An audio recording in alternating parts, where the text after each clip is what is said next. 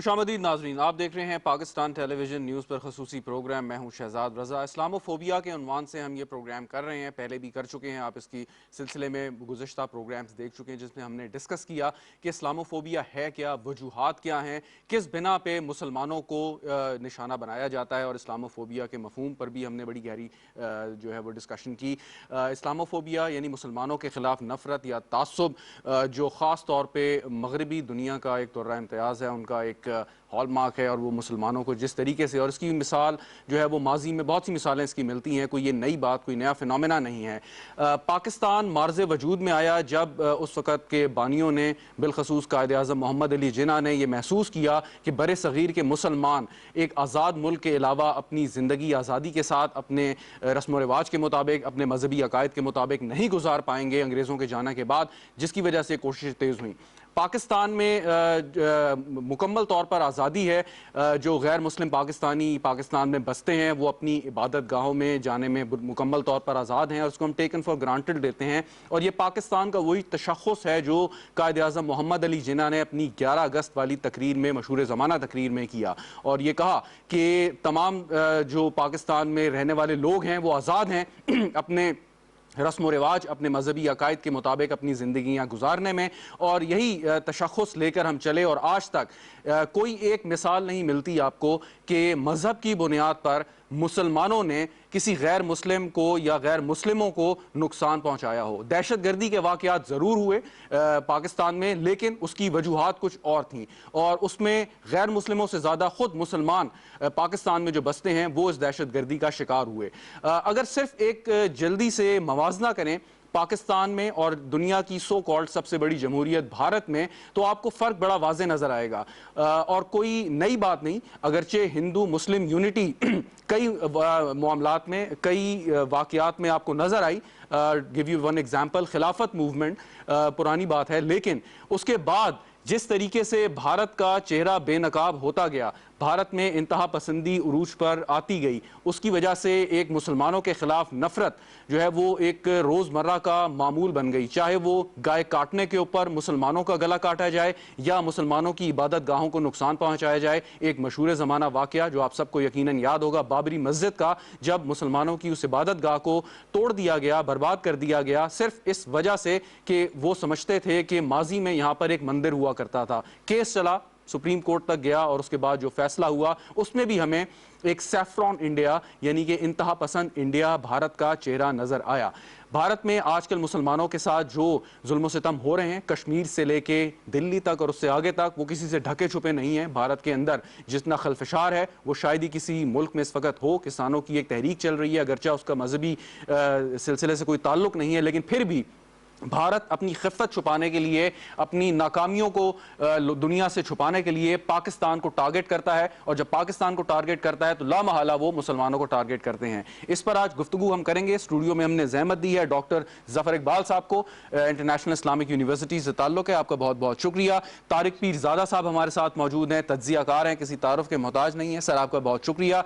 किबला यास, डॉक्टर किबला यास साहब इस्लामी नज़रियाती काउंसिल के सरबराह भी है, थोड़ी देर में हमारे साथ मौजूद होंगे। तारिक पीरज़ादा साहब, आपसे आगाज़ करता हूं, और जो मैंने कोशिश की एक भारत के बारे में चंद जुमले कहने की, मैं चाहूँगा कि ये जो हिंदू मुस्लिम यूनिटी अंग्रेज़ों के जाने से पहले भी हमें कई जगह पे नज़र आई, बाद में भी कोई ताल्लुकात इतने ख़राब नहीं हुए, मुसलमानों के साथ वो सलूक नहीं हुआ जो आजकल हो रहा है।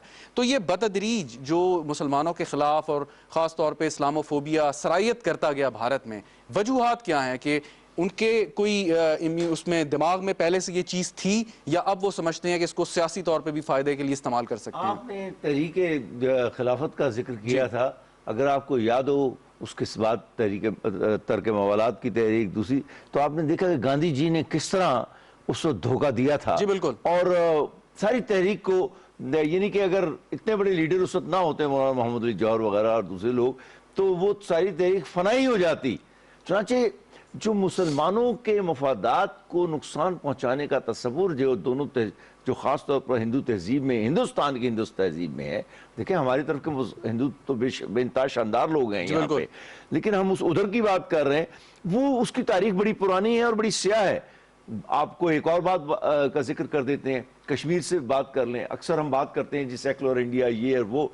इंडिया कभी भी सेकुलर ذہنی طور پر نہیں تھا، یہ صرف مغرب کا ایک نظریہ تھا جس کو استعمال کیا انہوں نے اپنے اچھے تاثر کو پیدا کرنے کے لیے. لیکن جو ہی ذرا سی ان کے پاس قوت آئی تو آپ نے دیکھا کہ نہرو سے لے کر گاندھی یہ اپنے مودی تک سب نے ایک ہی طرح مختلف زبانوں میں مختلف لہجوں میں بات کی. انہوں نے کشمیر کے مسئلے پہ دھوکہ دیا، آج تک وہ دھوکہ جو ہے مسلمانوں کے سینے میں خنجر کی طرح گڑا ہوا ہے. اسی طرح یہ مودی صاحب جلدی سے ان کی طرف آ جاتے ہیں. دیکھیں یہ تو ایک بہت متعصب، یہ ہندوستان کا ٹرمپ ہے یوں سمجھ لیں، جس کو نفرت ہے کسی مسلمان سے، کسی عرب سے، کسی مشرق وسطیٰ کے آدمی سے. یہاں جو 1000 سال سے یا 1400 سال سے مسلمان رہ رہے ہیں، مالابار سے لے کے سندھ کے کناروں تک، یہ ان کو برداشت کرنے کے لیے تیار نہیں ہے. 2000 انسانوں کو اپنی آنکھوں کے سامنے اس نے قتل ہوتے ہوئے دیکھا، جیسے کہ وزیر اعظم نے 85ویں دفعہ اس کا ذکر کیا ہے. گجرات کے واقعات کا ذکر کر رہا ہوں جب یہ وزیر اعلیٰ تھا. تو تعصب اور نفرت جو ہے وہ بنیادی طور پر موجود تھی. اس کا جو بڑھاؤ ہے، اس میں جو اضافہ یا اتار چڑھاؤ آتا رہا ہے وہ وقت کی سیاست کے تحت آتا رہا ہے. آپ نے کشمیر کا سر ذکر کیا، اور جو اسلاموفوبیا کی تعریف ہے وہ یہ بھی کہتی ہے کہ مسلمانوں کو as a geopolitical force کے طور پر دیکھنا اور خطرہ محسوس کرنا. بالکل. تو کشمیر کا مسئلہ بھی کیا؟ یہاں پہ آپ نے جو کمال کا نقطہ اٹھایا ہے نا، یہ بہت زبردست. اور وہ میکرون نے کیا کیا، فرانس کے جو وزیر اعظم ہے، ابھی اس نے نہ صرف یہ کیا کہ ساری دنیا میں مسلمانوں کو جو چہرہ جو ہے مسخ کرنے کی کوشش کی اور پوری تہذیب کا، اس کے بعد انہوں نے جو وہاں کے بڑے بڑے لیڈر تھے ان کو بلا کے کہا کہ ہم ایک سیکولر کمیونٹی ہیں. ان سے بیان دلوایا ایلیسی پیلس میں ان کو بلوا کے. یہ بھی چند دنوں کی بات ہے. تو آپ یہ دیکھیں کہ زبردستی قوت سے، قانون کی قوت سے، فوجی قوت سے، سیاسی قوت سے، ثقافتی قوت سے وہ آپ کو ختم کرنے کے لیے ہر نقطہ، ہر مرحلے پر پیش رفت کر رہے ہیں. بالکل ٹھیک. ڈاکٹر صاحب یہ ذرا فرمائیے گا کہ قرآن پاک میں، احادیث مبارکہ میں ہمارے لیے ایک مشعل راہ، تقریباً کیا یقیناً تمام مسائل کا حل موجود ہے کہ ان کی روشنی میں ہم آگے بڑھ سکتے ہیں. جہاں پہ اجتہاد کی ضرورت ہے وہ بھی کیا جا سکتا ہے. بھارت میں 30 کروڑ سے زیادہ مسلمان بستے ہیں اور ان کو دبانا اس طریقے سے یقیناً ممکن بھی نہیں ہے.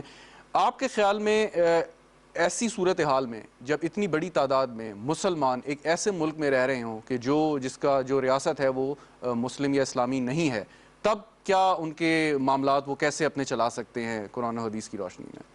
اچھا، ہمیں پہلے تو ذرا تھوڑا سا یہ دیکھنے کی ضرورت ہے کہ انڈیا کے اندر مسلمانوں پہ جو اس وقت ایک قیامت سے ٹوٹی ہوئی ہے، اور میرا خیال ہے آج نہیں ہے، وہ ایک کنٹینیوٹی میں آ رہی ہے. ہاں البتہ مودی گورنمنٹ کے آنے کے بعد چونکہ وہ بہت ہی آپ کہہ سکتے ہیں کہ ریسسٹ کائنڈ آف، اور ایک رائٹ ونگ کا ایک بہت بڑا آپ کہہ سکتے ہیں کہ دعوے دار بھی ہے، اور وہ کبھی اس کو چھپاتا بھی نہیں ہے.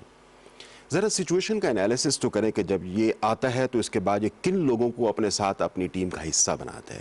ایسے لوگوں کو ٹیم کا حصہ بناتے ہیں جو میڈیا پہ آ کے، مجھے یہ الفاظ بولتے ہوئے بڑی تکلیف ہو رہی ہے لیکن چونکہ وہ میڈیا پبلک کنزمپشن کے لیے پہلے سے ہی آ چکے ہیں تو میں ان کو ریپیٹ کر رہا ہوں کہ اگر کوئی ایک مسلمان کسی ایک ہندو کو ریپ کرتا ہے یا اس کی عزت تار تار کرتا ہے تو he was in fact inciting the people کہ آپ 100 مسلمانوں کے ساتھ اس قسم کا کام کریں. صحیح.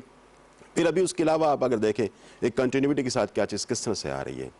آج اگر اس کو آپ اٹھا کے دیکھیں کہ آج سے صرف اور صرف 2 مہینے پہلے کیا ہوتا ہے انڈین بینگلور کے اندر، جس کو انڈین سلیکون ویلی کہتے ہیں، کیسے ایک نوین جیسے شخص کو اس چیز کی جو ہے نا وہ ہمت ہوتی ہے کہ وہ پروفٹ صلی اللہ علیہ وآلہ وسلم کے حوالے سے نازیبہ کلمات اپنے سوشل میڈیا پہ ڈالیں.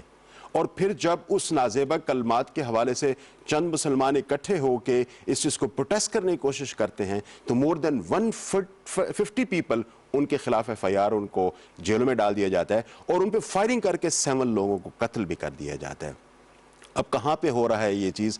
آپ انڈیا جیسے ملک کے اندر جو اپنے آپ کو سیکولر کہلاتا ہے اور جو اس چیز کا دعوے دار ہے کہ وہاں پر سب کے پاس ایکول رائٹس ہیں اور ریلیجن جو ہے وہ کوئی رول پلے نہیں کر رہا. اگر ریلیجن کوئی رول پلے نہیں کر رہا تو کیوں وہاں پہ ایئرپورٹس کے نام جو کہ مغلیائی دور کے مختلف لیڈرز یا ان کے نام کے رکھے ہوئے تھے یا میوزیمز کے نام رکھے ہوئے تھے، آج ان کو آپ تبدیل کر کے ان سارے کے ساری نشانیوں کو ہی مٹا رہے ہیں کہ یہاں پر کبھی مسلمان حکمرانی کرتے رہے ہیں. मैं समझता हूँ कि ये वो सर्कमस्टांसेस है जिसको सामने रख के हमें सिचुएशन का एनालिसिस करने की ज़रूरत है। India is not even a secular country, इसके हवाले से हम एक डेमोक्रेटिक कंट्री कहते हुए भी बड़ी मुश्किल पेश आती है। उसकी वजह जिस तरीके से वहाँ पर मुख्तलिफ कौमियतों के साथ, मुख्तलिफ एथनिक ग्रुप्स के साथ जो मसाइल हो रहे हैं। जहाँ तक मुसलमानों का ताल्लुक है, मैं समझता हूँ देखें कि मुस्लिम्स हर सोसाइटी के अंदर हैं, चाहे वो इस्लामिक सोसाइटीज़ रही हैं या मुस्लिम्स डोमिनेटेड सोसाइटीज़ रही हैं या इवन नॉन मुस्लिम सोसाइटीज़ रही हैं। तो मुसलमानों का जो रिलीजन है वो किसी दूसरे रिलीजन के साथ कॉन्फ्लिक्ट में आता हुआ नहीं नज़र आता आपको। इस्लाम तो पैदा ही एक मल्टी एथनिक सोसाइटी के अंदर हुआ है, एक मल्टी रिलीजियस सोसाइटी के अंदर हुआ है, एक मल्टी कल्चरल सोसाइटी के अंदर हुआ है। आप ऐसे रिलीजन को कैसे ये कह सकते हैं कि वो किसी दूसरे रिलीजन के लोगों को अपना दुश्मन बनाएगा? आप सल्लल्लाहु अलैहि वसल्लम की जब फतेह मक्का होता है तो क्या होता है कि जो शख्स हिंदू के घर में भी पनाह लेगा, किसी चर्च में भी अगर वो पनाह लेगा तो उसको पनाह हासिल है। मैं कहता हूं कि जहां पर दूसरी रिलीजियस दरसगाहों को, उनकी इबादतों की जगह को इस्लाम अपनी प्रोटेक्शन में लेता है कि कोई उसको नुकसान ना पहुंचा सके, ऐसे लोगों से आप कैसे एक्सपेक्ट कर सकते हैं कि वो इस किस्म के काम करें? बिल्कुल। डॉक्टर किबला यास साहब हमारे साथ मौजूद हैं, साबिक सरबराह इस्लामी नजरियाती काउंसिल। बहुत शुक्रिया डॉक्टर साहब। गुफ्तगू हो रही है इस्लामोफोबिया और खास तौर पर भारत में जो जारी इस्लामोफोबिया की लहर इस वक्त हम सारे देख रहे हैं, महसूस कर रहे हैं। जरा थोड़ा सा बताइएगा, जो डॉक्टर जफर इकबाल साहब से सवाल किया वही सवाल आपसे दोहराता हूँ कि भारत में एक बड़ी तादाद में मुसलमान बसते हैं, करोड़ों की तादाद में, और भारत एक नॉन मुस्लिम कंट्री है। इन हालात में उन मुसलमानों के लिए आप क्या समझते हैं कि एक तरफ तो वो पब्लिक बैकलैश भी देख रहे हैं, हिंदू इंतहा पसंदी को भी झेल रहे हैं, लेकिन उन्होंने अपने मजहबी अकायद के मुताबिक ज़िंदगी भी गुजारनी है, लेकिन एक ऐसे मुल्क में जो इस्लामी नहीं है और साथ साथ इंतहा पसंदी भी जहाँ पर अरूज पे इस वक्त हमें देखी जा रही है। डॉक्टर साहब। बिल्कुल आपने बहुत सही निशानदेही की। भारत के मुसलमान और दीगर अक़लियतें जो हैं इस वक्त एक मुश्किल सूरत हाल से गुजर रही हैं, और ज़रूरत इस बात की है, सबसे पहली चीज़ तो ये है, वो ये है कि इस्तिकामत हो, सब्र हो। जमहूरी जो माशरे होते हैं उनमें इम्कानात की तरफ देखना पड़ता है। इस बात की ज़रूरत है कि मुसलमान दीगर अक़लियतों के साथ मिलकर और ये कोशिश करें कि हिंदुस्तान की जो पुरानी तारीख है और जो रिवायात हैं, उन रिवायात का सहारा लेते हुए इस बात की कोशिश करें कि अपने लिए एक स्पेस बनाएं, और जो जमहूरी और इंसानी हुकूक की तंजीमें हैं उन तक अपना पैगाम ले जाएं। तो इस तरीके से अंदरूनी दबाव जो है वो हिंदू इंतहा पसंदों के ऊपर और मोदी की हुकूमत के जो करपरदाज हैं उनके ऊपर एक दबाव आ जाए, और ये दबाव जो है यकीनन इस्तिकामत के साथ और मुसलसल जदोजहद के साथ इस किस्म के दबाव की पोजीशन पैदा होगी। दूसरी बात यह है कि जमहूरियत में आपने अपने आप को एक वोटर की ताकत जो है, वोटर की कुव्वत जो है, वो भी बहुत जरूरी है। तो मुसलमान जो वहाँ पे मुआशरे हैं और मुसलमान जो लोग हैं, ग्रुप्स हैं, उनको चाहिए कि वो अपने मुकामी हलकों में अपने आप को इंतखाबी कुव्वत के तौर पर मनवा लें।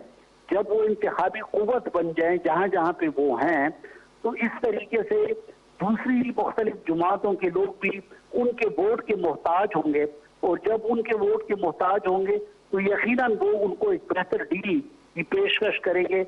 और रफ्ता रफ्ता उम्मीद है मोदी हुकूमत ने हमेशा नहीं रहना, मोदी हुकूमत अपनी जो इस वक्त अपना बोझ है इसके नीचे ये गिर जाएगी।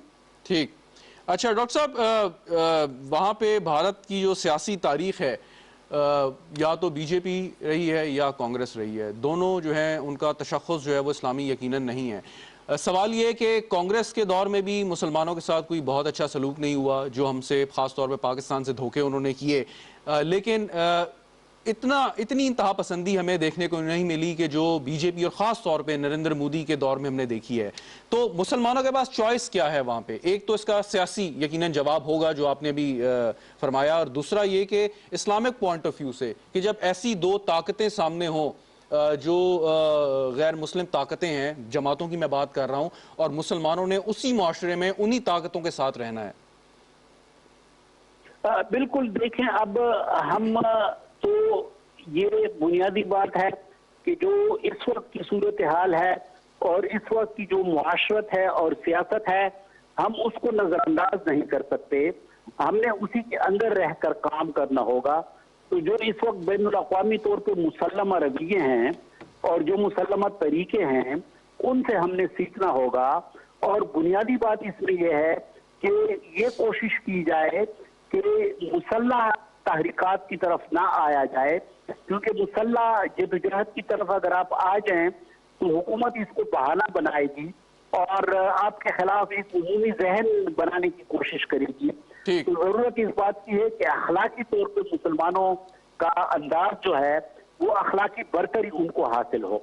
जब अखलाकी बरतरी हासिल होगी तो यकीनन आज की इस दुनिया में जो कि बैनुल अक़वामी दौर है और हम आलमगीरियत, बाज़ आलमगीरियत के दौर से गुजर रहे हैं। डॉक्टर साहब एक सवाल है, उसके बाद आगे बढ़ता हूं कि क्या इस्लाम हमें ये नहीं सिखाता कि अगर हम कोई बुराई होते देखें तो उसको हाथ से रोकें, हाथ से रोकने की इस्तिताअत नहीं है तो मुंह से बुरा कहें, अगर मुंह से भी नहीं कह सकते तो कम से कम दिल से बुरा समझें?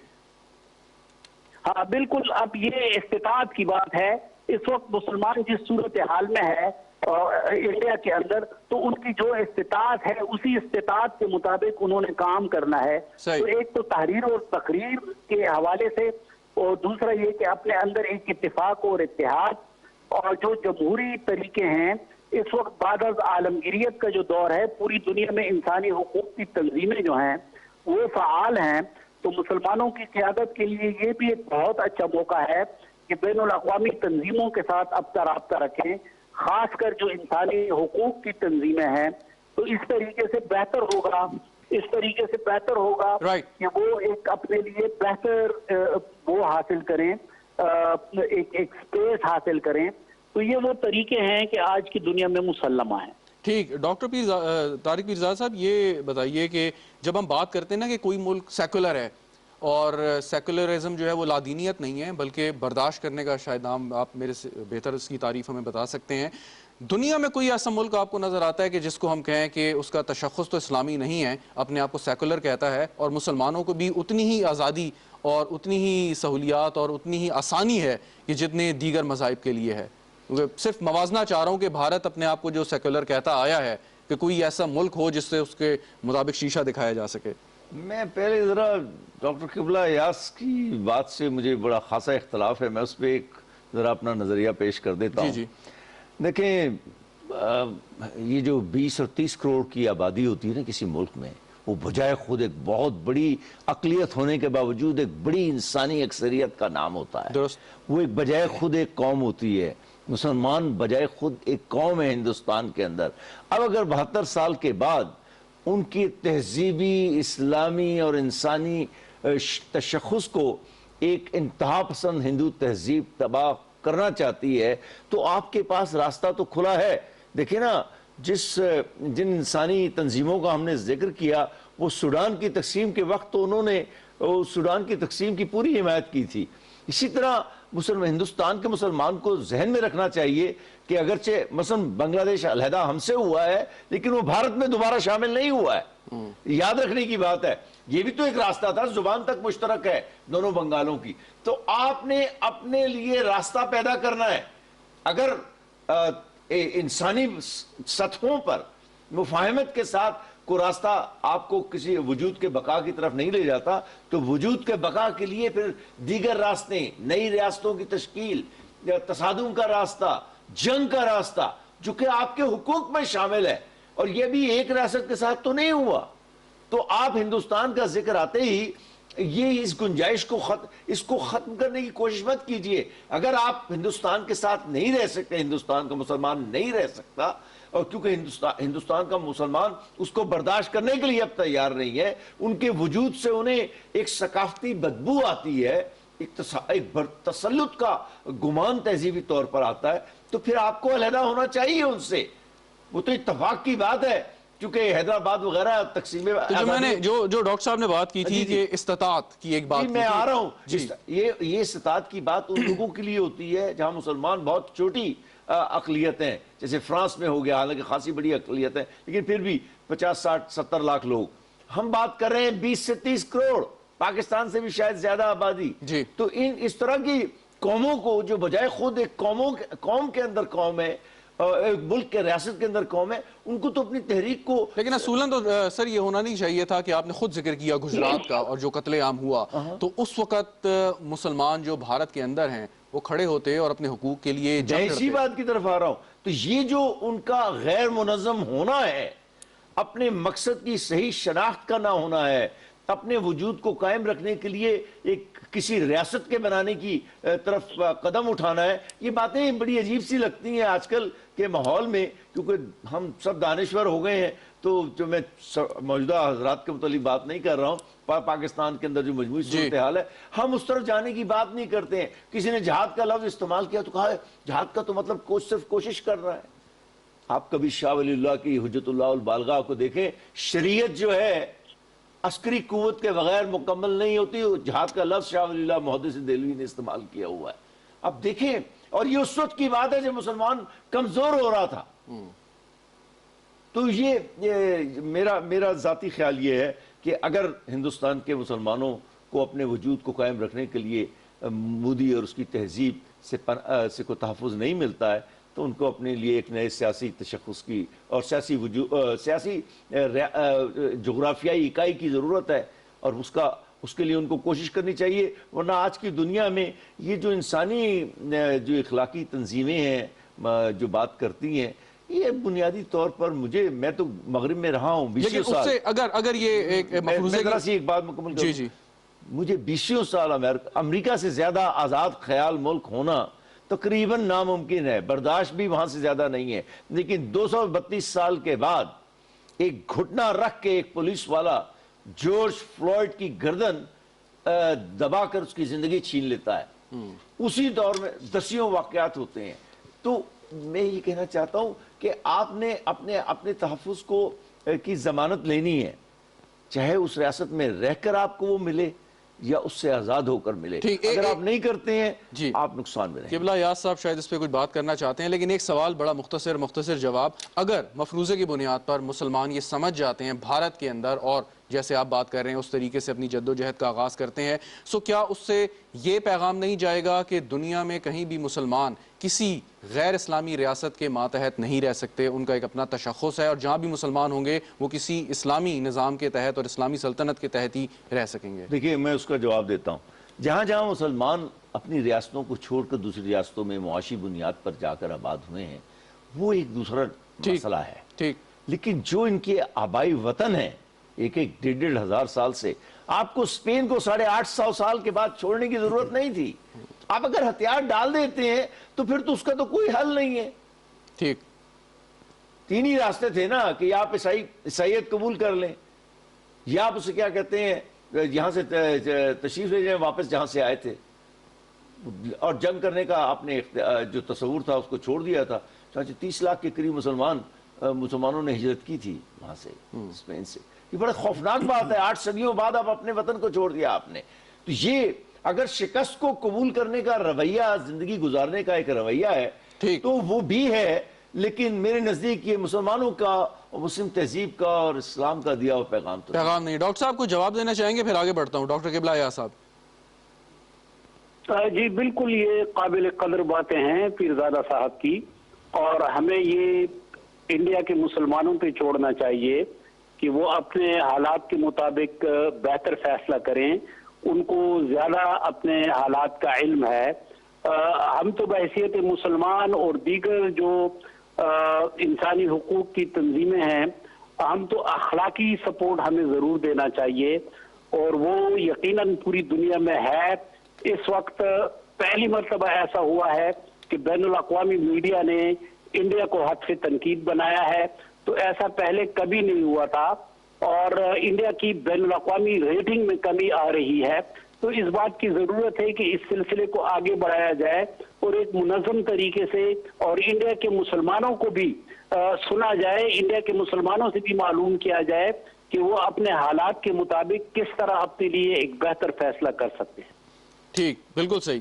ڈاکٹر ظفر اقبال صاحب، یہ ذرا فرمائیے گا کہ جو پاکستان میں دیگر مذاہب کے لوگ بستے ہیں، اور جس طریقے سے ان کو آزادی ہے اپنے عقائد کے مطابق زندگی گزارنے کی، کیا یہ ہمارا سب سے بہتر جواب ہو سکتا ہے ان ریاستوں کے لیے، ان معاشروں کے لیے کہ جہاں پہ مسلمانوں کے خلاف ظلم و ستم ہوتے ہیں؟ Bharat, to give you one example. آپ اس کو اس لحاظ سے تھوڑا سا دیکھیں سر کہ مجھ سے کچھ عرصے پہلے کی بات ہے جب ایک فرینچ ایک طرح سے ڈپلومیٹ جب مجھ سے ڈسکس کر رہا تھا کہ وین ہی واز ینگ، تو صرف پیرس کے اندر وہ بات کر رہا تھا کہ 20 سے 22 ٹوٹل مساجد وہاں پہ تھیں، اور آج وہاں پر رجسٹرڈ 125 سے زیادہ مساجد کی تعداد ہے. ٹھیک. تو ان کا فیئرفل ہونا بات بنتی ہے کہ آپ کے ہاں ایک کوئی نیا ریلیجن تشکیل پا رہا ہے اور آپ کی سوسائٹی کی جو ایگزسٹنس ہے اس کو کسی صورت میں تھریٹن کر رہا ہے. آپ اس طریقے سے دنیا کے باقی ممالک کی طرف بھی چلے جائیں. اب دیکھیں نا کہ پہلی جب کائرو اسٹریٹ شکاگو کے اندر جب پہلی مسجد بنتی ہے آج سے 150 سال پہلے، تو وہاں پر اس وقت ان کے لیے پرابلم ہونا شروع ہو گئے کہ فرائیڈے پریئر کو یہ سارے اکٹھے مختلف قسم کے لوگ جو مختلف قومیتوں کے لوگ ہیں سارے اکٹھے جا کے وہاں پہ کیا کرتے ہیں اور کس قسم کی چیز جو ہے نا وہ اذان کی صورت میں وہاں پہ آنا شروع ہو جاتی ہے. تو جو نان مسلمز رہ رہے تھے وہ اس قسم کے جو اجتماعات سے ان سے وہ ایک خوفزدہ ہونا شروع ہو گئے. اب ایک طرح سے آپ کہہ سکتے ہیں خوف جو اسلام کا ہے، جو اسلام کے بڑھنے کا جو خوف ہے اور بڑی تیزی سے بڑھنے کا جو خوف ہے نا، اس نے باقی ریلیجن کے لیے اسلام کو ایک ایگزسٹینشل تھریٹ ایک طرح سے کہہ سکتے ہیں، ان کو ایک بقا کی ایک طرح سے مصیبت میں ان کو ڈال دیا. اسلاموفوبیا کی یہ بھی ایک بڑی وجہ ایک بہت بڑی وجہ سمجھتے ہیں. اچھا اب تھوڑا سا ہم آتے ہیں کہ آپ پاکستان کہ اگر ہم دیکھیں تو ہمارے ہاں 1947 سے لے کر اب تک جو بھی چرچ ہیں ان کی تعداد کتنی بڑی ہے، اگر ہمارے ہاں اگر ٹیمپلز ہیں تو ان کی تعداد کتنی بڑی ہے. وہ جب اس کو ہمارے ساتھ ڈیٹا کے ساتھ کمپیئر کرتے ہیں تو we become speech on that. اچھا اب ہم تھوڑا سا ذرا آگے جاتے ہیں انڈیا کی طرف جو بات کرتے ہیں. لیکن ایک بات یہ ہے کہ ہم نے کسی پالیسی یا قانون کے تحت تو کبھی پابندی عائد نہیں کی. اب آپ دیکھیں حال ہی میں ایک اپروول ہوا کہ اسلام آباد میں ایک مندر کی تعمیر ہوگی، اور شاید اس میں یہ بھی دیکھنا ضروری ہے کہ وہاں پہ غیر مسلموں کی تعداد کتنی ہے، کیا واقعی انہیں اس عبادت گاہ کی ضرورت ہے یا نہیں ہے. آپ کسی ایسی جگہ پہ کوئی عبادت گاہ بنائیں جہاں پہ عبادت کرنے والے نہ ہوں، مندر یا چرچ جانے والے نہ ہوں، تو پھر اس کی افادیت کیا ہے؟ میں یہ سمجھتا ہوں کہ Pakistan is not a case which can be quoted anywhere جہاں پہ ہم یہ کہیں کہ یہاں پہ intolerance towards other religion موجود ہے، اور پالیسی لیول پہ لیجسلیشن لیول پہ یہ کہیں پہ نظر نہیں آتی. ان کو ایکویلٹی جسے آپ کہہ سکتے ہیں ہر لیول پہ موجود ہے. دنیا کے باقی ممالک کے اندر ہم اس کی بڑی ایگزامپلز دے سکتے ہیں جہاں پہ ثابت کر سکتے ہیں کہ مسلمانوں کے لیے وہاں پر ڈسکریمنیٹری لاز اویلیبل ہیں. اچھا اب جو تھوڑی دیر پہلے جس چیز کی طرف ہم میجر جو تھرسٹ ہے ہمارے اس آج کی اس ڈسکشن کا، اگر میں اس کی طرف آپ کو لے کے جاؤں، دیکھیں سر ہم جو بات کر رہے ہیں نا کہ انڈیا میں مسلمان 30 کروڑ ہیں، تو بھئی جب دیکھیں کہ 1 ارب 30 کروڑ ہیں ٹوٹل آبادی وہاں پہ، اور اس آبادی میں ہم 30 کروڑ کی بات کر رہے ہیں کہ they should now try to find some way out کہ جہاں پہ وہ اپنے کو تشخص بنانے کی کوشش کریں. سر یہ ایک بڑی اچھی بات ہے، لیکن بات سمپلی یہ ہے کہ مسلمانوں کی وہاں پہ ہسٹری کے ذرا تھوڑا سا 1947 سے لے کر 73 ایئرس کی ہسٹری کو اٹھا کے دیکھیں. اس کے ایک انالیسس کرنے کی ضرورت ہے میرا خیال ہے کہ before we reach to any kind of conclusion like that کہ کب وہاں پہ مسلمانوں کے لیے حالات خراب ہوتے ہیں. آپ کو حالات خراب ہوتے ہوئے اس وقت نظر آتے ہیں جہاں پر اس قسم کے ریڈیکلسٹ یا جسے آپ کہہ سکتے ہیں ریسسٹ اور رائٹ ونگ کے لیڈرز آپ کو پاور میں آتے ہوئے نظر آتے ہیں. مودی جیسے یا مودی کے تمام جو کامریڈز ہیں ان کو اگر آپ دیکھ لیں. دوسرا کب پیش آتا ہے آپ کو؟ جب بھی strained relations between Pakistan and India آتے ہیں تو ڈائریکٹلی انفلکٹ کرتے ہیں پرابلمز وہاں پہ مسلمانوں کے لیے. میں سمجھتا ہوں سر کہ اگر ہم مسلمانوں کے لیے وہاں پہ حالات کو بہتر کرنا چاہتے ہیں تو یہ بڑا ضروری ہے ڈیفینیٹلی. جس طریقے سے میرے ریسپیکٹڈ دوست کہہ رہے تھے کہ آپ انٹرنیشنل لیول پہ جو فورم ہیں ان کے ساتھ بھی اپنے تعلقات بڑھائیں، انڈیا کے حوالے سے ایشوز کو وہاں پہ بھی ریز کیا جائے. لیکن ہمارے جو پاکستان اور انڈیا کے درمیان میں پرابلمز ہیں ہمیں ان کو بھی کسی صورت میں سالو کرنے کی ضرورت ہے. وہ اگر سالو ہوں گے تو مجھے یقین ہے کہ ایسی صورتحال میں مسلمانوں کے لیے بھی وہاں پہ حالات بہتر ہونا شروع ہو جائیں گے. کیونکہ ہسٹوریکلی جب بھی وہاں پہ زیادہ پرابلم نظر آئے ہیں وہ پرابلم آپ کو ہماری سرحدوں پہ یا ہمارے آپس میں یہ سوال تو ویسے طارق پیرزادہ صاحب آپ سے بنتا ہے، لیکن ڈاکٹر صاحب سے جواب لے کے یہی سوال آپ سے پوچھتا ہوں میں. ڈاکٹر صاحب تو جو ڈاکٹر جاوید اقبال صاحب بات کر رہے ہیں، کہنے کا ان کا ظفر اقبال صاحب جو بات کر رہے ہیں کہ مقصد یہ کہ اگر پاکستان اور بھارت اپنے تعلقات ٹھیک کر لیں تو بھارت کے اندر جو اسلاموفوبیا ہے وہ نیچرلی کم ہو جائے گا. ظفر اقبال صاحب کی یہ بات صحیح ہے کہ ہم نے اپنے ایجنڈے پہ کشمیر کے مسئلے کے علاوہ बाकी जो मसाइल हैं, क्योंकि नेहरू लियाकत जो माहदा हुआ है उसमें भी ये अक़लियतों का इशू जो है वो मौजूद है, और उसको सामने रखते हुए इस बात की कोशिश की जानी चाहिए। तो अगर बेहतर ताल्लुकात हों तो यकीनन हम एक बेहतर अंदाज में मुसलमानों के हालात को एजेंडे पे ला सकते हैं। लेकिन ये दूसरी बात भी बहुत अहम है कि यहाँ पे जो हिंदू हैं या दीगर गैर मुस्लिम अक़लियतें हैं, उनके साथ हमारा रवैया जो है वो भी वहाँ पे असरअंदाज हो सकता है। ये चीज़ें जो हैं, ये हवाले जो हैं, इनका सहारा लेते हुए मैं समझता हूँ कि हम मुसलमानों को, इंडिया के अंदर के जो मुसलमान हैं, एक बेहतर अखलाकी सपोर्ट दे सकते हैं। ठीक ठीक। एक आखिरी सवाल सर आपसे, वो ये कि जो इस्लामी ममालिक हैं बशमूल पाकिस्तान और ख़ास तौर पे ऐसे ममालिक जो जहाँ पे बड़ी कल्चरल डाइवर्सिटी है, गैर मुस्लिम भी बहुत बड़ी तादाद में रहते हैं, तुर्की एक मिसाल है उसकी, या ऐसे ममालिक हैं जिनके पास दौलत बहुत है अरब ममालिक, उनकी कितनी जिम्मेदारी है कि वो अपने वसाइल इस्तेमाल करें, अपनी सकाफत, अपना कल्चर इस्तेमाल करें कि इस्लामोफोबिया जो मगरबी दुनिया में या भारत में है उसको कम किया जा सके? डॉक्टर साहब, बिल्कुल, ये बहुत अहम सवाल है। और इस्लामोफोबिया जो है ये उन ममालिक के लिए भी इस लिहाज से बहुत खतरनाक है कि मुसलमान जो हैं उनकी मईशत और उनकी मुआशरत का एक भरपूर हिस्सा हैं, और अगर वो वहाँ पे आदम इत्मीनान महसूस कर रहे हैं तो यकीनन ये उनके अमन व अमान की सूरत हाल पर और उनकी मईशत पर असरअंदाज होगा। तो कोशिशें तो हो रही हैं। इस सिलसिले में कनाडा को एक बेहतर मिसाल के तौर पे लिया जा सकता है कि कनाडा की ये कोशिश है कि इस्लामोफोबिया को कम से कम किया जाए, ख़त्म किया जाए। इस तरीके से साउथ अफ्रीका को भी एक मिसाल के तौर पर पेश किया जाता है जहाँ पे मुसलमान एक बेहतर मुआशरत और एक बेहतर जिंदगी गुजार रहे हैं। तो ये एक कामयाबी की स्टोरीज हैं, सक्सेस स्टोरीज हैं।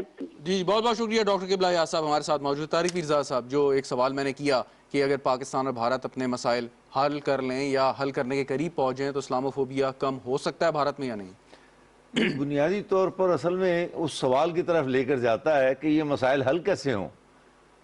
जब तक मकबूजा कश्मीर आज़ाद नहीं हो जाता अक़वाम मुत्तहिदा की करारदादों के मुताबिक, या पाकिस्तान की पॉलिसी में कोई बुनियादी स्ट्रेटेजिक चेंज नहीं आती और हम उसे आज़ाद कराने की तरफ नहीं जाते, ये मसाइल जब तक ख़ास तौर पर हिंदुस्तान और पाकिस्तान के दरमियान है, ये तो मसले कम किसी तरह कम ही नहीं हो सकते, इनमें इजाफा हो सकता है। और होना, मैं आपको जरा एक दूसरे जाविये से बात करना चाहता हूँ, जरा से एक सवाल साथ ही कर लूँ।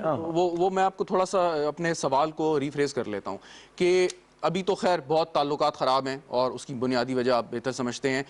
जिन अदवार में बातचीत जारी थी, कॉन्फिडेंस बिल्डिंग मेजर्स हो रहे थे, जिसमें हम समझते थे कि वफूद के तबादले भी हो रहे हैं, आने जाने पे भी कोई खास पाबंदी नहीं थी, ट्रेनें चल रही थी, बस सर्विस चल रही थी, इवन के लाइन ऑफ कंट्रोल के आर पार जो है वो लोग आ जा रहे थे, उस वक्त भी क्या इस्लामोफोबिया उसी तरीके से भारत में था या नहीं था? मुसलसल था। बात ये है कि आप देखिए ना, मसलन आपने गुजरात के वाक़यात का जिक्र किया, ये कोई आज के वाक़यात तो नहीं है, ठीक है।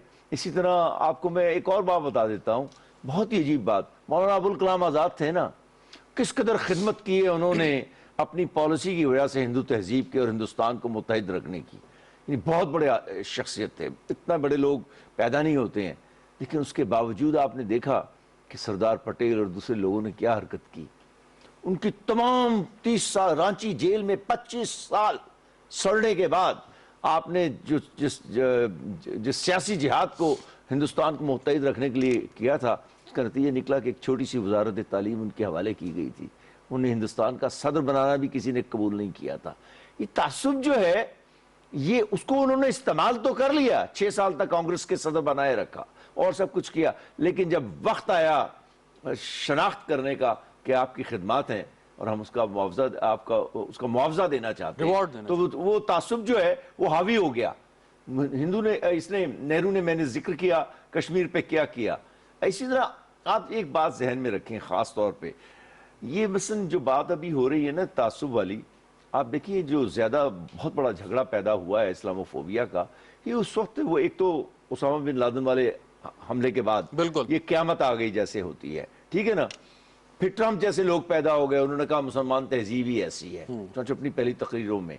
फिर ये जो फ्रांस के अंदर चार्ली एब्डो वाले वाकयात थे, कार्टूनों वाले वाकयात, नाउज़-बिल्लाह हमारे पैगंबर की शान में तो सल्लल्लाहु अलैहि वसल्लम, तो ये आप ये देखें कि इसका मुसलमानों की तरफ से किसी पैदा की गई तहरीक के नतीजे में ये नफरत नहीं पैदा हुई, ये नफरत उनकी पैदा की गई तहरीक, चाहे वो सहाफियाना किरदार हो, चाहे वो उनका अस्करी किरदार हो, सकाफती हो। और फ्रांस, आपको तो मालूम है, मुझे तो मैं तो सारी दुनिया को पसंद करता हूँ अभी, और मैं हवाले देता हूँ, मेरा इंसानों से ताल्लुक है, मैं मुसलमानों के साथ साथ पूरी इंसानी दुनिया से मैं अपने आप को हम आहंग समझता हूँ। और लेकिन आप देखिए कि कर क्या रहे हैं ये लोग, इसके यानी उनको बुलाकर मुसलमानों के लीडरों को उनसे बयान दिलवाया कि इस्लाम एक सेकुलर मजहब है। तो ये जबरदस्ती जो है ये मुसलमानों की पैदा की हुई नहीं है। मुसलमानों का कसूर सिर्फ इतना है कि वो एक मजमूई तौर पर कमजोर कुव्वत है, और बल्कि कुव्वत का लफ्ज़ अभी इस्तेमाल नहीं होता। एक मुल्क है जिसने थोड़ी सी हरकत की है मशरिक़ वस्ता में, उसका नाम तुर्किया है, और उन्होंने आज़रबाईजान को अब पूरे वसाइल फराहम किए, और आज़रबाईजान ने, हम कश्मीर तो नहीं अभी तक ले सके, उन्होंने कराबाख का इलाका वापस ले लिया है। तो मैं ये नहीं कह रहा हूं कि आप हर बात पे जंग करें, लेकिन अगर तमाम रास्ते बंद हो जाएं तो आप अस्करी कुव्वत के इस्तेमाल से गुरेज न करें। कुर्बानी दिए बगैर ना गोरा अपने लिए बेहतरी पैदा कर सका है, ना मुसलमान पैदा कर सका। बिल्कुल ठीक। डॉक्टर ज़फर इकबाल साहब, आप क्या समझते हैं कि नौजवानों को इसमें शामिल करना चाहिए जिससे इस्लामोफोबिया को कम करने में मदद मिलेगी, जब नौजवान एक रोशन ख्याली के साथ आएंगे और अपने दीन की बात करेंगे? एक सर बहुत इंपॉर्टेंट बात जो अभी कह रहे थे कि हम इसको खत्म कैसे कर सकते हैं, इस मसले का हल क्या है। देखिए सर, ये मुसलमानों की तरफ से तो नहीं हो रहा, लेकिन आप किसी भी चीज़ को अगर आप उठा के देखें, कोई इलाका भी उठा के देखें, मैं आपको साथ में बहस करने के लिए तैयार हूं कि वहां पर हिस्टोरिक रीजन हमें मिलती हैं। फ्रांस की एग्जांपल ले ले, आज चार्ली एब्डो ऐसे पब्लिश कर रहा है। चार्ली एब्डो के पीछे एक बहुत बड़ी हिस्ट्री अवेलेबल है कि वहां पे मुसलमानों के हवाले से आप देखें, सलीबी जंगों के आप देखें कि आपको नजर आते हैं कि वहां से मिशंस निकल रहे थे। देखें 1910 के अंदर, मैं आपको ये हिस्टोरिक बात, 1910 के अंदर सबसे पहले इस्लामोफोबिया का टर्म भी वहां पे फ्रेंच लिटरेचर के अंदर इस्तेमाल होती है। जब वो अफ्रीकन के साथ इन्वॉल्व थे तो उस वक्त ये इस्तेमाल होती है।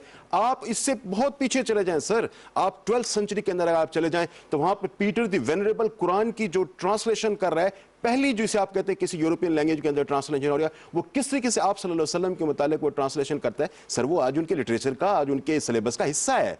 जब वहां पे कोई एक बंदा वहां पे किसी टीचर कहते हैं कि आप प्रॉफेट सल्लल्लाहु अलैहि वसल्लम के मुतालिक ये बात ना करो, फिर उसको मार देता है, तो उसके पीछे एक बड़े हिस्टोरिकल रीजंस अवेलेबल हैं सर। हम उसको ये नहीं कह सकते कि आज ये कुछ हुआ है। No, I don't buy this argument. आप इसके पीछे एक देखें तो एक बहुत बड़ा तारीखी तसलसल मौजूद है। ये पीटर द क्लोनेट, पीटर द वेनरेबल कैसे बना? अपने उन तमाम जो उसने खिदमात इस्लाम को डिमीन करने के लिए, कुरान पे अटैक करने के लिए, और आप सल्लल्लाहु अलैहि वसल्लम को डार्क लाइट में दिखाने के लिए कि बाद ही जाके उसको इस किस्म के जो है ना वो टाइटल्स मिले हैं। तो मैं समझता हूं बड़ी हिस्ट्री सर अवेलेबल है इन सब चीजों के पीछे, और जब तक हम हिस्ट्री को प्रॉपर्ली अंडरस्टैंड नहीं करेंगे, उसके लिए आप कह सकते हैं कि उसकी जो डायग्नोस्टिक्स का प्रॉपर नहीं करेंगे, मैं नहीं समझता कि फ्यूचर के लिए आप फाइनली मैं एक जरा फिक्रा कहता चलूं जल्दी से। आप ये मुवाजना कर लें कि जो ट्रंप ने आते हुए 6 मुसलमान मुल्कों पर पाबंदी लगाई थी, बाइडन ने आते ही एग्जीक्यूटिव ऑर्डर के जरिए वो पाबंदी अब उठा ली है। तो आप ये देखें कि एक ही मुल्क के 2 हुक्मरान जो हैं मुख्तलिफ नजरियात को फरोग दे रहे हैं। चुनांचे जब ये इस तरह की तब्दीली आती है ना, उससे आपको फर्क वाज़ेह हो जाता है। एक छोटी सी बात, एक बड़ी छोटी सी बात ये कि जरा थोड़ा सा ये देखने की जरूरत है कि अमेरिका की जब FBI की रिपोर्ट ये है कि 872 हेट ग्रुप्स अमेरिका के अंदर मुसलमानों के खिलाफ काम कर रहे हैं, तो उनके पास पैसा कहां से आता है? क्या हमें इस्लामोफोबिया FATF के कॉन्सेप्ट को वहां पे लेने की जरूरत? इस्लामोफोबिया जो डिस्कोर्स जनरेट हो रहा है उसके पीछे मनी कौन पोर इन कर रहा है? आप यहां पे तो कहते हैं कि इस्लाम FATF के जो है ना प्रोटोकॉल स्ट्रिंजेंट कर देते हैं कि पैसा स्लिप ना हो टेररिज्म की तरफ, तो क्या इस्लामोफोबिया के हवाले से चीजें वहां पे चल रहे हैं, वहां पे क्यों नहीं हो रहा? फाइनली जी तारिक पीरजाद साहब, ये जरा बताइएगा कि नरेंद्र मोदी आज है, कल नहीं होगा, लेकिन जो एक आइडियोलॉजी है RSS की, वो हिंदुस्तान में रहेगी, इतनी जल्दी खत्म शायद ना हो। बिल्कुल चलेगी। तो उस कॉन्टेक्स्ट में फिर क्या इसका हल? दो फिक्रे, बिल्कुल ये तासुब जो तहरीक है मुसलमानों के खिलाफ नफरत की, हिंदू तहजीब को जिस तरह वो नरेंद्र मोदी और उसकी पार्टी लेकर आगे चल रही है, तो नरेंद्र मोदी के बाद तो खत्म नहीं हो सकती। मकबूजा कश्मीर पे जिस तरह उन्होंने उसकी हैसियत को बदला है, उसका बुनियादी पस मंजर मजहबी है। دیکھیں اس سے پہلے بھی 370 کو کوئی بدل سکتا تھا، یہ اور اس کی تھوڑی جغرافیائی حیثیت کو بدل سکتا یا آبادی کو بدل سکتا تھا، لیکن وہ تو تاریخی ایک ارتقاء ہے کہ انہوں نے جب نفرت کا پورا سفر مکمل کر لیا تو وہ یہاں آ گئے ہیں۔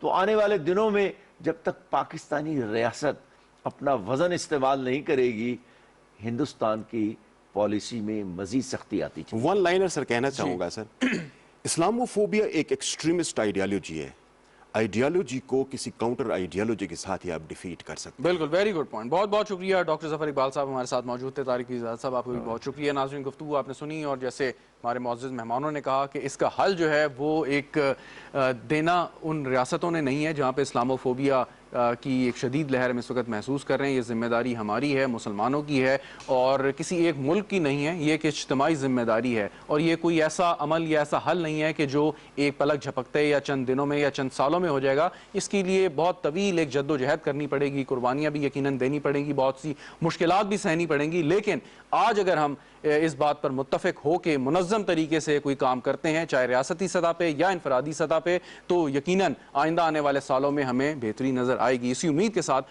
اجازت دیجیے، خدا حافظ۔